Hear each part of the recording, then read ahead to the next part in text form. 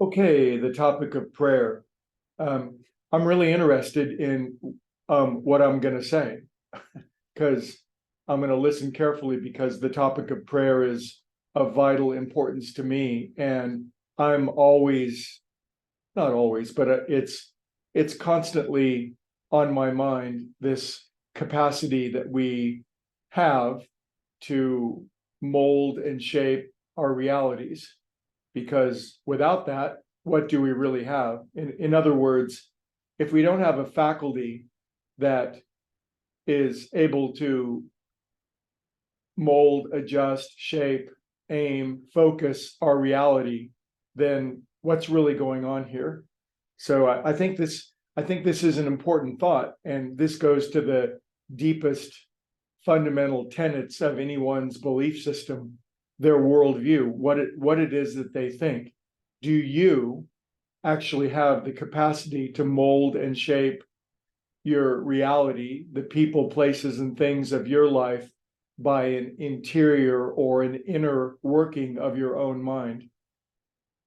I'm stating it as succinctly as I can. So if one of your windshield wipers is out, you don't need to pray about that. You just go get a new windshield wiper. So I'm not talking about that kind of stuff. I'm talking about the deeper qualitative, most fundamentally important aspects of our existence, and whether this going inside of our own head, inside of our own consciousness, really affects or influences that. Yesterday, we discussed how some people have incredible power of prayer and some people seem to have none. And why is that? Well, today, I'd like to begin with this fundamental worldview that I think begins to grant greater and greater power in prayer. And it's this understanding, realization that consciousness comes first. Consciousness comes first. What do you mean by that, Greg? Well, by consciousness comes first, what I mean is everything is a reflection of consciousness. This is a particular worldview. The opposite worldview is that the world is made up of people, places, and things, molecules, atoms, universes, galaxies, forces that are always in collision with one another, and that things sort of happen deterministically, and that we're sort of temporarily lost in that maelstrom, much like a pebble would feel like if it was in a landslide roaring down the side of a mountain.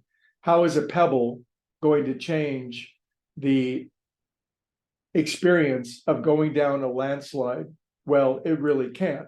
It might think that it can, but I'm here to remind everyone and remind myself what every great spiritual master has ever said throughout human history. And it's take all the religions and all spirituality and boil them down in a crock pot, and what you'll come up with is consciousness first. We have to really get that deep down in our bones, that it's consciousness that shapes reality. So every time that we go in to our own consciousness and deliberately, willfully, intentionally make a movement of our own mind, we're moving the outside world. Now, at the start, this may seem like a very tepid or very impotent sort of capacity or faculty that we have, but we're in training school. We're learning how to use it.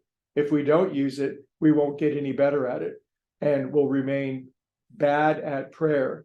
But if we start with the fundamental premise and we deeply believe it, we think it, we affirm it every single day that consciousness is first.